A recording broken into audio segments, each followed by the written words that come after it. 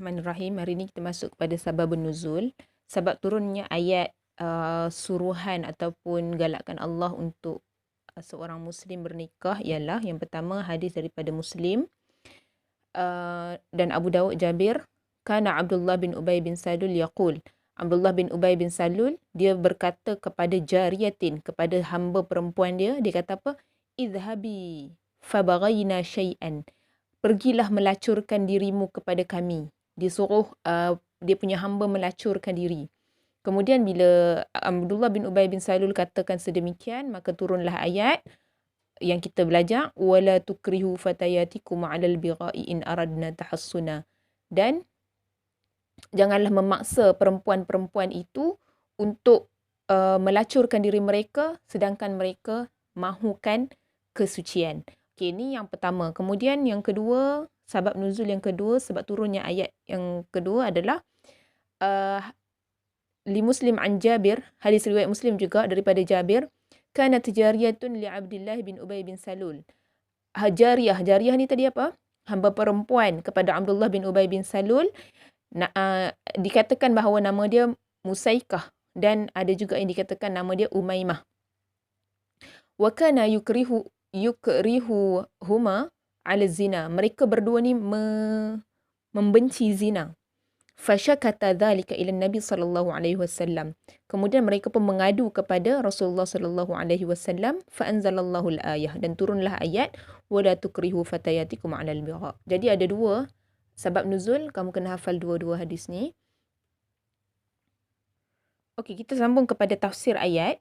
Tafsiran ayat bagi ayat surah An-Nur ayat ke-23 ni. 32, sorry, balik. 32 ni secara umumnya kalau kita tengok tajuk sebelum ni, amaral mu'minin wal mu'minat bighaddil basar. Allah menyuruh mukmin dan juga mukminat dengan untuk menundukkan pandangan, dan macam tu juga. Kayaknya ada arahan-arahan sebelum ni, ghaddil basar. Kemudian arahan yang sebelum tu istizan 'inda dukhul, minta izin sebelum masuk, tundukkan pandangan. Dan macam tu juga wa hakadha kulluhu siyanatun lil a'rad. Apa tujuan arahan Allah semua ni adalah siyanatun lil a'rad, untuk memelihara marwah wa hifzan lil mujtama' al-islami min intishar al-fawahish war radha'il, dan memelihara masyarakat Islam daripada tersebarnya fawahish, maksiat dan juga keburukan. Okey, jadi itu mukadimah dia. Kita terus kepada ayat yang pertama. Ayat yang ke-32 lah maksud saya. Wa ankihul ayama minkum as-salihin min ibadikum wa imaikum. Okey, kat sini kalau kita tengok wa ankihu. Wa ankihu ni adalah fi'il amar. Jadi ta'murul muslimin bitazwij ghairil mutazawwijin min ar-rijal wan nisa sawa'un kanu ahraran am 'abidan. Jadi dalam ayat ni Allah menyuruh orang-orang muslim, seorang muslim untuk mengahwinkan bitazwij. Tazwij ni mengahwinkan ghairul mutazawwijin, orang-orang yang belum berkahwin, dalam kalangan lelaki dan juga dalam kalangan perempuan. Sama ada mereka ni ahrar, merdeka, ataupun mereka ni hamba. Jadi dua-dua Allah suruh kahwinkan. Okay, kita tengok yang kedua. Yang kedua adalah perkataan ankihu. Ankihu dia adalah fi'il amar dan dia datang daripada perkataan madhi dia ankaha. Ankaha yankihu ankihu. Ankih. Ankaha yankihu ankih. Asal dia ankih, tapi ankihu kat sini adalah jama'. Nikahkanlah mereka tu. Okey, ankihu. Jadi sulasi dia adalah nakaha. Nakaha ni nikah. Ankaha nikahkan. Menikahkan. Jadi makna ankaha adalah tazawwaja. Jadi dia bagi contoh kat sini, nakahar rajulu al-mar'ata. Seorang lelaki menikahi seorang perempuan, iaitu tazawwajaha, menikah antara kedua-duanya tu. Okey, kalau rubai pula, kalau tadi makna tazawwaja kan. Kalau nakaha maksud dia tazawwaja. Kalau rubai dia ankaha ar-rajul ibnahu al-mar'ah, ay zawwajahu iyyaha. Kalau yang tadi perempuan tu, lelaki tu menikahi perempuan. Tapi kalau ankaha, seorang lelaki menikahkan seorang anak perempuan dia dengan lelaki lain. Maksudnya ayah. Jadi ankaha kat sini menikahkan. Dia adalah arahan kepada wali. Arahan kepada wali. So ankih ni wali ya. arahan kepada wali untuk menikahkan anak-anak dia yang belum berkahwin. Okey. Jadi fa'il dalam fi'il ankih ni adalah waw ni, fa'il yang buat tu. Ankihu. Okey, terus ya, kita pergi kepada yang ketiga. Yang ketiga adalah al-ayama. Ankihu al-ayama. Okay, apa maksud al-ayama? Al-ayama kat sini adalah maf'ulun bih. Kalau tadi waw adalah fa'il, ayama adalah maf'ulun bih. Dan dia adalah jamak taksir. Mufrad dia apa? Mufrad dia al-ayyim. Al-ayyim. Al-ayyim. Al-ayyim. Apa maksud al-ayyim? Al-ayyim huwa allazi la zawwaja lahu. Al-ayyim ialah mereka yang tidak ada pasangan. Orang kata bujang lah, bujang. So, siapa yang tak ada pasangan, iaitu dia disebut al-ayyim. Tak kisah sama ada dia lelaki ataupun dia adalah perempuan. Okey, seterusnya yang keempat. Al-khitab fi qawlihi minkum. Al-ayama minkum kan tadi. Al-ayama minkum. Minkum kat sini merujuk kepada al-muslimin. Ni wali-wali yang Islam lah. Orang-orang, seorang wali yang Islam. Iaitu, zawwiju ar-rijal al-ayama minal muslimin. Dia dalam kalangan orang-orang Islam. Okey. Seterusnya yang kelima. Ankihul ayama minkum was-salihin. Perkataan seterusnya yang kelima ni was-salihin. Was-salihin dia adalah ma'tuf pada perkataan al-ayama. Salihin ma'tuf kepada perkataan ayama. Jadi al-ayama dulu kemudian was-salihin. Ada waw kan kat situ kan. Jadi dia adalah mansub lah. Kenapa dia mansub? Sebab al-ayama tu maf'ul bih. Kalau kami ingat tadi saya terangkan kan. Okey, ay ankihu as-salihin min ibadikum wa imaikum. Jadi kalau ada hamba yang soleh, dia hamba tapi dia hamba tu soleh dan beriman, kena nikahkan dia. Itu maksud dia. Jadi wal muradu bil ibad huna al-abid az-zukur. Sama ada hamba yang lelaki ataupun al-jawari al-inath, hamba yang perempuan. Maksud dia kat situ zawwijus salihin min ibadikum imaikum. Kahwinkanlah hamba, walaupun dia hamba, kahwinkanlah kalau dia tu seorang yang soleh. Okey. Jadi rajih dalam ayat ni adalah annal amra fi ankihu laysa lil wujub. Itu bukanlah arahan yang wajib, tapi dia adalah arahan yang an-nadbu, sunnat wal irsyad, galakkan. Allah menggalakkan seorang muslim untuk menikahkan muslim yang lain, hamba ataupun kalau dia wali, dia nikahkanlah anak dia. Okey. Wal murad bil inkah huna al musa'adatu ala tazwij. Jadi maksud nikahkan kat sini adalah tolong dia untuk menikah. Okay, jadi kalau dia tak ada pasangan, tolong carikan untuk dia. Macam itulah.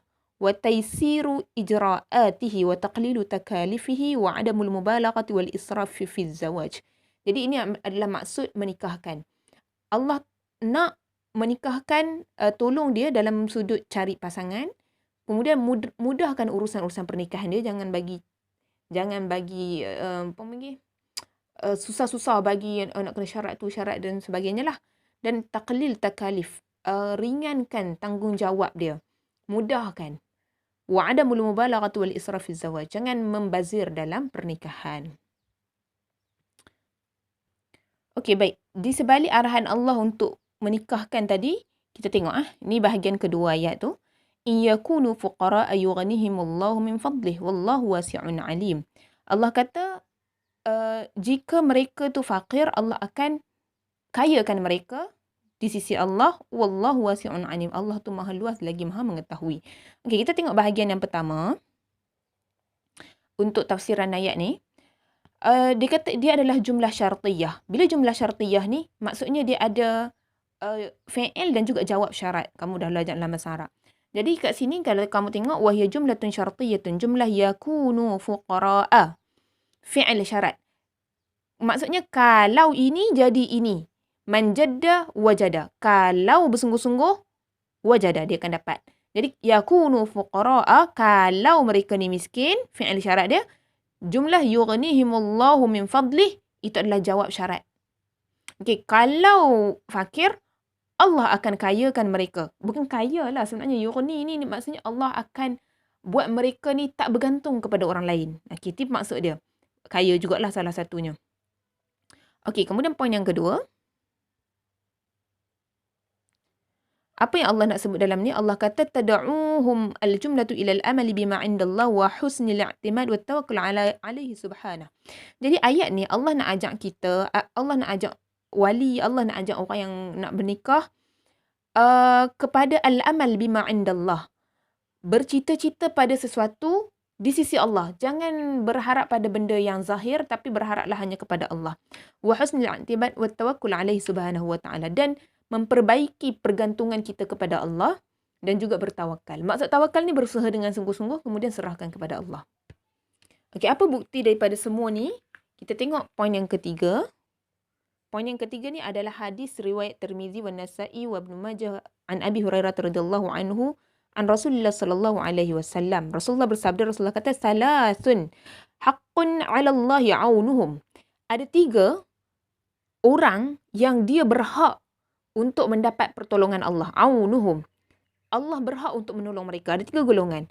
Golongan yang pertama adalah an-nakihu allazi yuridul afaf. Seorang yang bernikah yang dia bertujuan untuk memelihara kemaluan dia, untuk memelihara diri dia daripada maksiat. Itu golongan yang pertama. Itu dia berhak mendapat pertolongan Allah. Wal makatibul ladzi yuridu al-ada. Dan orang yang berhutang ketika dia bersungguh-sungguh untuk melangsaikan hutang. Ini adalah golongan yang kedua. Kalau dia bersungguh-sungguh nak langsaikan hutang dia, Allah pasti akan tolong dia. Dan yang ketiga, wal ghazi fi sabilillah, iaitu orang-orang yang berjihad di jalan Allah. So ini adalah 3 golongan yang berhak mendapat pertolongan Allah. Dan dalil ni kena hafal. Dalil ni adalah penjelasan kepada ayat tadi tu.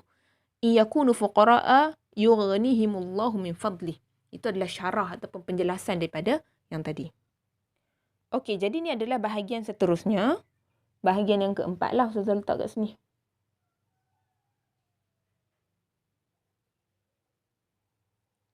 Okey. Bahagian yang keempat. Oh, sorry. Ustazah tukar. Yang ni bukan keempat, yang kelima. Yang keempat ada kat atas ni. Yang keempat ni kalau kamu tengok. Tad'ul jumlah ahlul fata. أهل الفتاة إلى يتقدم لها الشاب الفقير إلى أن لا يرفضوه لفقره لأن فقره ليس دائما وسوف يغنيه الله من فضله إن شاء الله. So ni yang keempat lah. Min fadlih ni dia adalah galakan kepada seorang perempuan yang kalaulah seorang lelaki miskin datang kepada dia, lelaki tu tak banyak harta pun tapi soleh, dan ada jaminan dia nampak kesungguhan, galakan kepada perempuan tu adalah alla yarfaduhu li faqrihi. Jangan tolak pinangan lelaki itu disebabkan kemiskinan lelaki itu. Kerana apa? Lianna faqrahu laysa daiman. Kerana kefakiran tu tak kekal. Macam mana kaya tak kekal, fakir pun tak kekal. Wa sawfa yughnihi Allahu min fadlihi insyaallah. Sebab Allah ada kelebihan untuk mengkayakan dia. Dan Allah boleh bagi harta sesuka hati Allah. Itu maksud dia lah. Ini min fadlih ni dia merujuk kepada perempuan. Jadi kalau perempuan tu yakin dengan apa yang Allah janji, dia akan beriman kepada Allah dan dia akan menerima lamaran sekalipun lamaran datang daripada lelaki yang miskin. Okey, yang kelima tadi ayat ni ditutup dengan wallahu wasi'un alim. Okey. Wallahu wasi'un alim, apa maksud dia? Dia adalah 2 kata nama. Wasi'un, luas, Allah yang maha luas, dan juga Allah yang maha mengetahui. Dia seolah-olah ta'lil. Ta'lil tu sebab. Okey, jadi kat sini kita tengok satu persoalan yang diberikan oleh penulis. Limadha wa'adallahu an yughniyal faqir ar-raghib fi zawaj? Kenapa Allah menjanjikan untuk mengkayakan orang miskin yang nak kahwin? Okey, kenapa Allah nak kayakan dia? Sebab Allah itu maha luas lagi maha kaya dan maha mulia. Allah lah yang memberi rezeki an sa'atin wa karamin. Dalam seluas-luas dan semulia-mulia yang Allah mampu berikan. Jadi kat sini dia Allah tutup dengan 2 nama ni supaya Allah nak jelaskan kepada dua-dua pihak. Pihak wali, pihak perempuan dan juga pihak lelaki bahawa Allah itu maha luas. So kalau Allah nak bagi orang tu jadi kaya, itu terpulang kepada Allah. Allah boleh. Kalau nak bagi orang yang kaya asalnya kaya tu berubah menjadi miskin pun Allah boleh. Okey, jadi itu serba sikitlah untuk tafsir bahagian ayat ke-32 full. Assalamualaikum.